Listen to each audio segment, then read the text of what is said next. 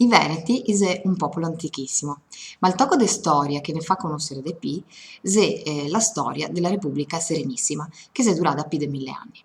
E il suo simbolo è il leone di San Marco, il leone coleale. E lo catemo in volta per il mondo dove che si arrivai i Veneti, in Slovenia, in Brasile, in Cina, in Australia.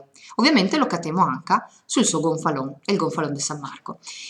In realtà il gonfalon originario di San Marcos era azzurro e oro, perché l'azzurro era proprio il colore dei Veneti, tanto che in latino Venetus indica anche proprio il turchese, il verde turchese. Però i Veneti erano commercianti e quindi aveva da farsi vedere con una bandiera che non si confondesse col colore del mare. Quindi la bandiera che dopo è diventata più famosa in tutto il mondo è sta questa qua, quella rosso e oro. Ed è una bandiera molto simbolica per un Veneto, intanto perché ha un leone, e il leone, re della foresta, è simbolo di maestà, ma è un leone coleale, quindi anche un leone con un'elevazione spirituale. Ha l'aureola perché è il simbolo di San Marco, quindi con questa pietà anche religiosa. Lo catemo con la spada è simbolo di giustizia ma anche di forza, e con il libro, un libro che è sia simbolo di sapienza ma anche simbolo di pace. È una delle poche, forse l'unica bandiera che porta la parola Pax, Pax Tibi, pace a te.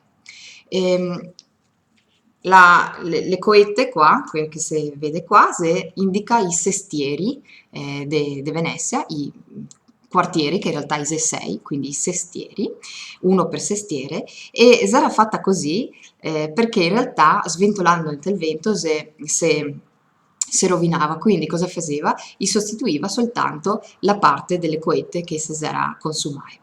Ecco, il leon si cata in tante forme diverse, lo catemo in moeca, quello tondo visto davanti, oppure il leon andante, quindi quello visto del lato che ti guarda in faccia. Lo catemo che ha la spada, se senza spada, col libro verde, col libro sarà.